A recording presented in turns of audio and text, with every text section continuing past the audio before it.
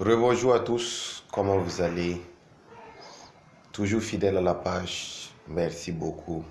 Aujourd'hui, nous parlons d'un sujet très intéressant que je viens d'apprendre. Nous allons parler des États-Unis de l'Amérique, plus précisément du président américain Donald Trump. Aujourd'hui, le 17 février 2025, Donald Trump vient de prendre une décision stipulant que tous les politiciens africains qui possèdent des jets privés en Amérique ou des maisons de luxe, ou j'ai dit quoi, des manoirs de luxe en Amérique, devraient les vendre. Ça ne veut pas dire que non, on peut négocier, on doit vendre impérativement cela. Cela doit être vendu et il ajoute que à partir de maintenant, tous les enfants des politiciens là, il n'y aura plus personne qui va étudier en Amérique là-bas. Vous allez étudier dans votre pays là. Et c'est en cela que vous allez contribuer à développer l'éducation de votre pays. Voici ce que le président Donald Trump, le président américain, a déclaré dans un de ses discours. Quand beaucoup de gens disent que non, Donald Trump, lui là, c'est un fou. C'est pas la peine. Mais ce que vous savez pas, c'est qu'il a le minds.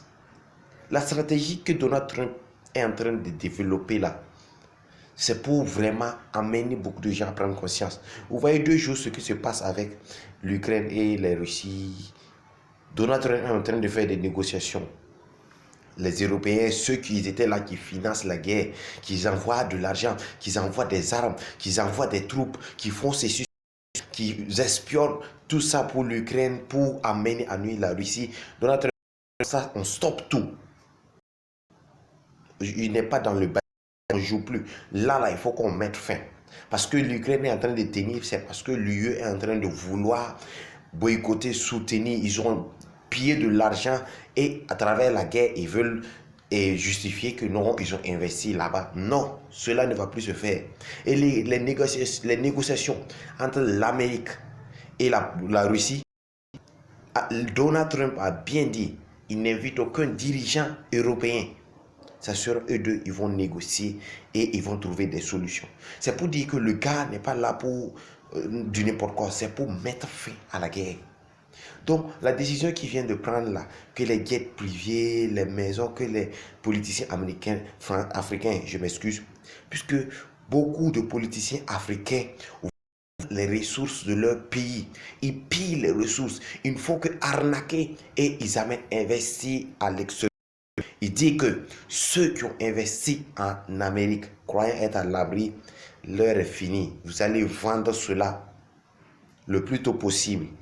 Sinon, après, eux-mêmes ils vont le vendre, vous n'aurez rien. Donc, c'est mieux de vendre et d'aller, si vous voulez aller y investir ailleurs. En Europe, c'est eux, ils acceptent les conneries.